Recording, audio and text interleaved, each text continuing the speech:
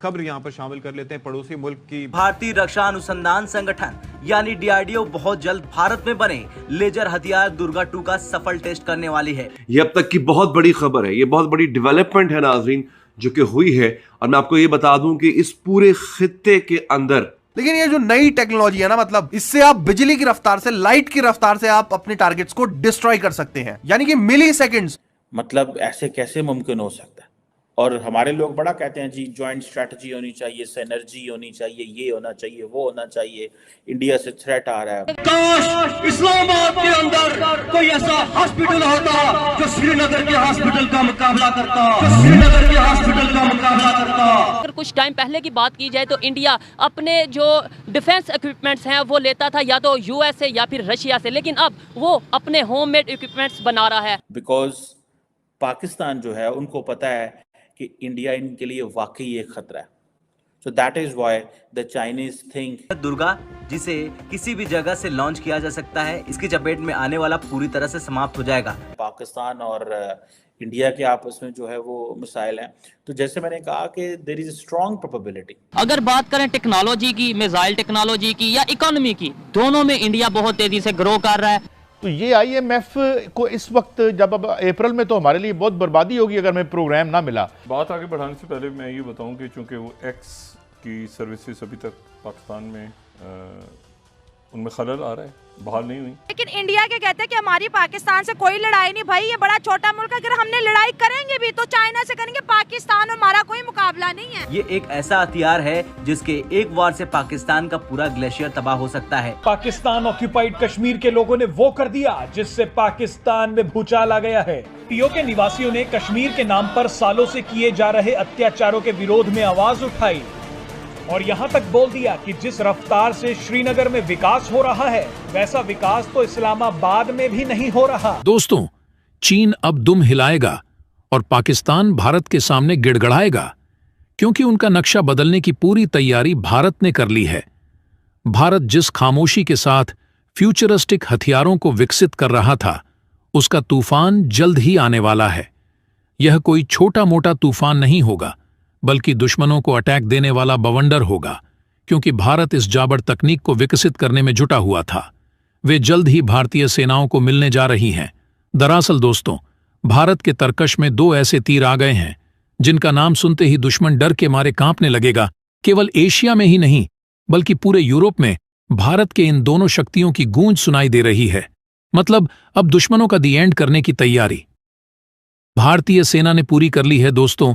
लद्दाख हो या फिर तवांग, कश्मीर हो या फिर गुजरात, उत्तराखंड हो या फिर राजस्थान, देश का कोई भी कोना हो या फिर देश की कोई भी सीमा हो, अगर वहां पर दुश्मनों ने कोई हिमाकत की तो अब उसकी खैर नहीं। भारतीय सैनिक उनकी आंख निकालकर उसकी गोटियां बनाकर खेलेंगे जल, थल और नभ से। अगर दुश्मन ने भारत पर हमला करने की हिमाकत की तो उनकी खैर नहीं होगी। भारतीय सपूतों के आगे वह भस्म हो जाएंगे। दरअसल भारतीय वायुसेना की ताकत को कई गुना बढ़ाने के लिए दुर्गा और काली आ रही है, जिसे डीआरडीओ द्वारा विकसित किया गया है। जब आप इस हथियार के बारे में जानेंगे तो आपका सीना भी गर्व से चौड़ा हो जाएगा।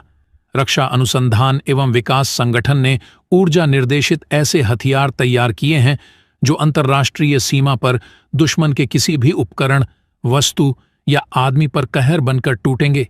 इनमें से एक है दुर्गा 2। डीआरडीओ ने भारतीय हथियार के जखीरे में दुर्गा 2 को देने की तैयारी लगभग पूरी कर ली है।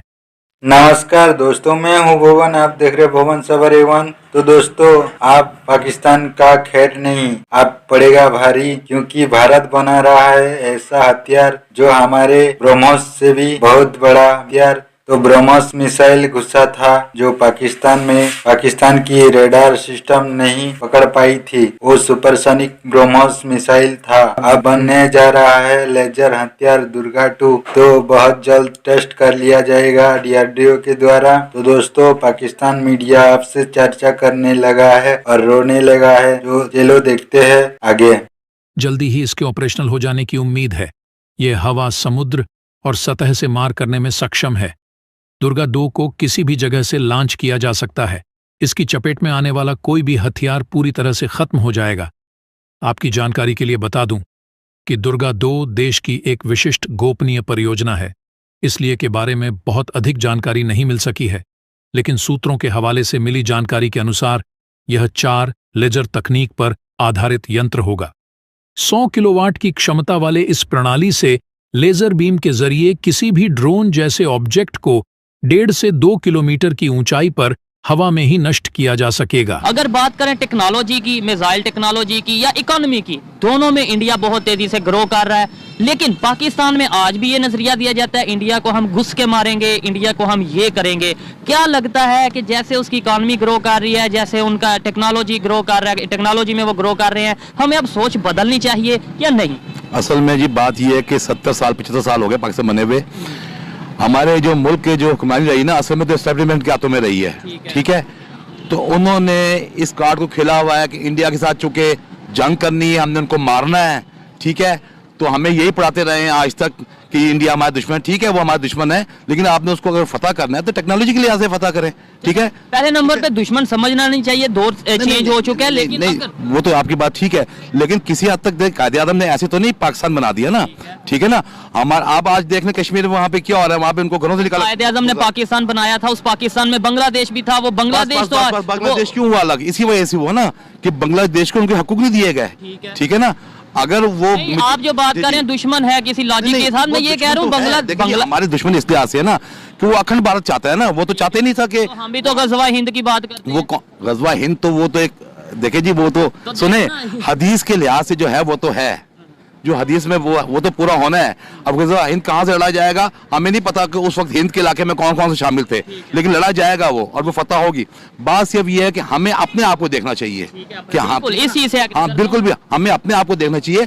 हम टेक्नोलॉजी में आगे आए। अभी ये 2018 से लेके 21 तक इमरान खान ने आईटी में हमारा बहुत काम हुआ, अब फिर स्लो हो गई है।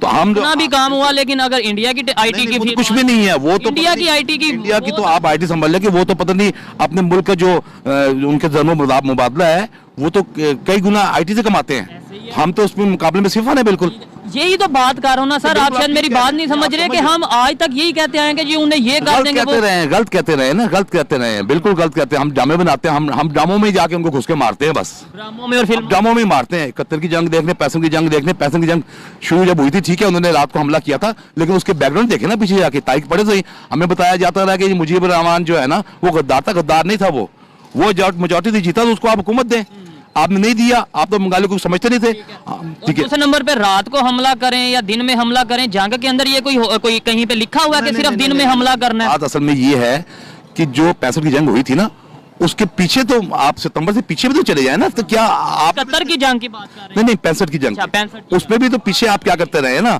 मैं ये नहीं कह रहा 71 की जंग में आपने जुल्म किया तो उन्होंने फायदा उठाया, आपने जुल्म किया उस वक्त, चूंकि ये सोशल मीडिया नहीं था, अखबार में पाबंदी थी, तो जो वो कहते थे हम मानते थे, जो कहते थे हम मानते अभी हम ये कहते थे इंडिया की इन्वॉल्वमेंट है, हम कहते थे हाँ इंडिया मानते, तो हम सादे लोग हैं वहां में ना।